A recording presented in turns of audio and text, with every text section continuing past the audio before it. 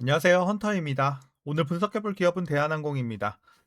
자, 3년 반 동안 굉장히 오랜 기간 지금 박스권 횡보를 이어왔던 동사의 주가가 최근 드디어 박스권 상단 깨고 올라가는 흐름 굉장히 오랜만에 나왔습니다. 자, 일단 최근 유가 변동에 따른 물론 변동성 굉장히 크게 작용하고 있지만 어쨌든 계속해서 저점과 고점을 높여가면서 상승 추세 이어가는 현재 구간이고요. 자, 일단 2만 원 후반대까지 올라온 현재 상황에서 앞으로도 지금의 상승세가 계속 이어질 수 있을지 분석을 통해 알아보도록 하겠고요. 자, 이제 보유자분들 대응이 중요하겠습니다. 특히 이제 목표가 설정부터 익절 전략, 그리고 물려 계신 분들 최근에 좀 있겠죠. 대응 방법. 자, 그리고 신규 진입 관점까지 그런 다양한 투자 전략도 함께 알아보도록 하겠습니다. 자, 이어서 수급 상황입니다. 한 달 기준으로 개인이 팔았고요. 외국인과 기관이 샀습니다. 그리고 최근까지도 굉장히 뚜렷한 스탠스 보이면서 여전히 포지션은 유지가 되고 있습니다. 그래서 최근에 상승 흐름은 외국인과 기관의 유입이 이끌고 있고, 이제 개인은 올라갈 때마다 차익 실현 나가고 있는 모습입니다. 자, 이어서 신용 잔고율입니다. 최근 0.81%, 과거 대비 오히려 내려오는 모습입니다. 아주 안정적으로 이어지고 있고요. 공매도 보겠습니다. 매매 비중 굉장히 낮습니다. 1% 안쪽 계속해서 나오면서 엄청나게 낮은 모습. 자, 대차 잔고도 보시게 되면 최근에 한번 올라갔다가 다시 한번 떨어지고 있어요. 그래서 사실 올라간다고 해도 지금 매매 비중 자체가 거의 제로에 수렴하고 있는 상황이기 때문에 아예 우리가 공매도 관련해서는 신경 쓸 게 전혀 없는 상황입니다. 자, 이어서 동사 재무제표 분석 들어가 보도록 하겠습니다. 먼저 2021년도 매출부터 보겠습니다. 9조, 14조, 16조, 17조, 25조, 27조까지 이제 꾸준하게 우상향했고요. 자, 내년에는 이제 횡보할 가능성 제기가 되고 있고 후년에 다시 한번 또 올라갈 수 있을 전망이 나오고 있습니다.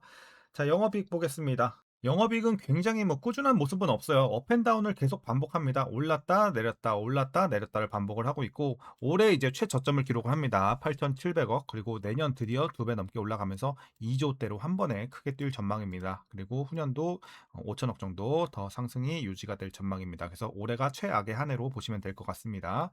자, 이어서 단기 순이익 보시겠습니다.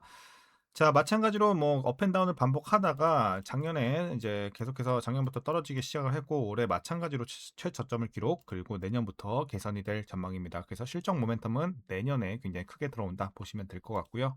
자, 이어서 분기별로 전년 대비 영업이익원 한번 비교해 보도록 하겠습니다. 먼저 지난 1분기에는 4,300에서 5,100으로 이제 소폭의 상승 괜찮았고요. 자, 2분기는 3,700에서 마이너스 1,800으로 적자 전환한 모습이었습니다. 그리고 3분기는 1,500에서 2,600. 자, 다시 한번 또 치고 올라가는 모습이고요. 4분기는 1,500에서 죄송해요. 자, 1,500에서 2,700으로 또 마찬가지로 거의 2배 가까이 올라가면서 어쨌든 2분기만 제외하면은 전년 대비 문제는 없는 현재 분기별로의 실적의 영업이익의 상황입니다.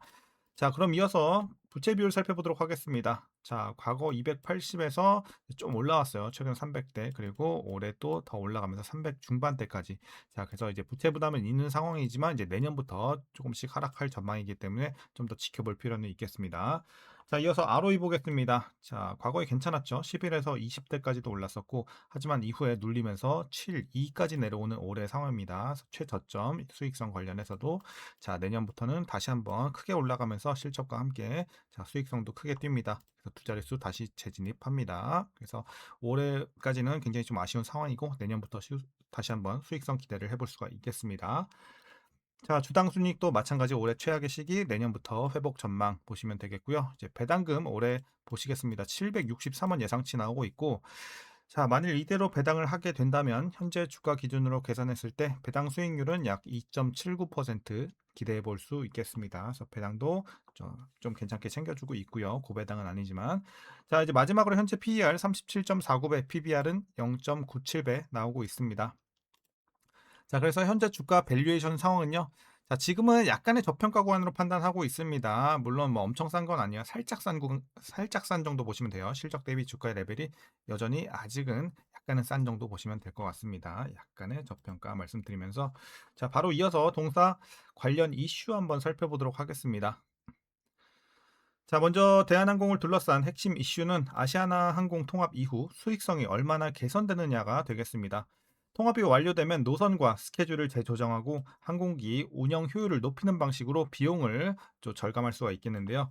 공항과 항공기 제작사 등을 상대로 한 이런 협상력도 커질 가능성이 있겠습니다. 그리고 회사는 통합 이후 연간 3천에서 4천억 원 수준의 이 시너지 효과를 또 기대해 볼 수 있으니까 참고해 보시면 되겠습니다. 자, 이어서 단기적으로 유가 부담이 변수로 작용하고 있습니다. 항공유 가격 상승으로 2분기 실적은 크게 둔화될 가능성이 높습니다. 그래서 아까 우리 재무제표에서 이미 확인했죠. 2분기에만 좀 굉장히 크게 눌릴 수가 있겠다. 자, 여객 부문도 이제 전쟁 이전에 판매된 항공권이 반영이 되면서 운임 상승 효과가 바로는 나타나긴 좀 어렵겠습니다. 다만 3분기부터는 미주와 유럽 노선을 중심으로 오른 운임이 실적에 다시 반영되면서 회복 흐름이 전망되고 있습니다. 자, 이어서 화물 사업은 대한항공의 실적 방어 요인으로 부각되고 있습니다.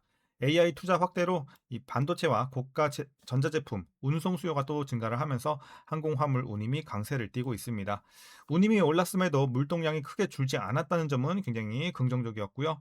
자, 화물 운임 상승이 유가 부담을 일부 이제 흡수하면서 상쇄하면서 이 전체 수익성 악화를 그래도 어느 정도 좀 제한할 가능성이 있다 점쳐지고 있습니다. 자, 이제 마지막 이슈입니다. 합병 이후에는 아시아나항공의 낮은 운임 구조가 대한항공과 맞춰지는 과정에서 추가적인 수익 개선이 기대가 되고 있습니다. 미주와 유럽 노선 운임 격차가 줄고 환승 수요가 확대되면 매출 증가 효과도 커질 수가 있겠는데요. 다만 유가 재상승이라든지 화물 수요 둔화, 통합 과정의 일회성 비용과 조직, 노선 조정 지연은 계속해서 우리가 확인해 나가야 될 변수로 남아 있습니다.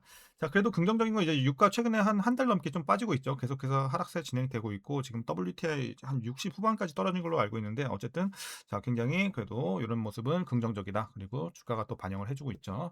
자, 최근에 이슈는 이 정도로 정리하도록 하겠고요. 그럼 이제 마지막으로 여러분들 투자 전략 설명드리면서 영상 마무리하도록 하겠습니다.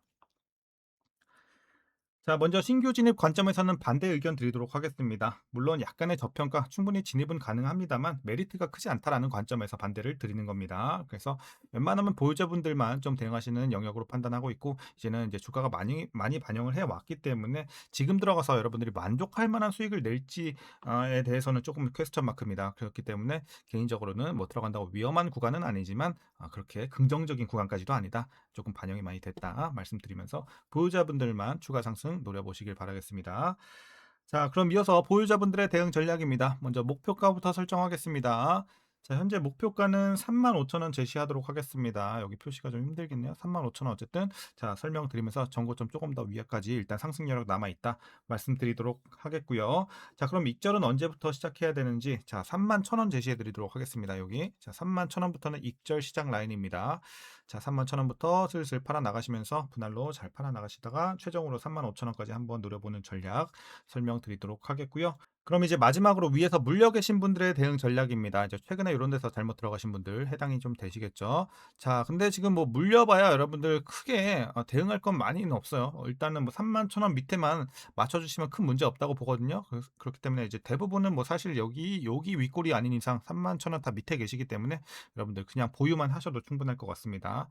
자, 31,000원 언더에서는 굳이 물 탈 필요 없어요. 31,000원 위에 있다면 혹시라도 위에 있다면 좀 타는 게 낫는데 31,000원 언더에 뭐 대부분 다 여기 해당이 되시니까 여기서는 어차피 물타도 얼마 안 내려오죠, 평단. 근데 비중만 괜히 늘어나기 때문에 굉장히 비효율적인 물타기입니다. 그래서 지금은 거의 여러분들 대부분 물탈 필요 없다. 31,000원 밑에서는 그냥 보유만 하다가 익절 잘 보고 나오시면 되겠습니다. 자, 오늘 전략 그럼 여기까지고요. 오늘도 시청해 주셔서 감사합니다.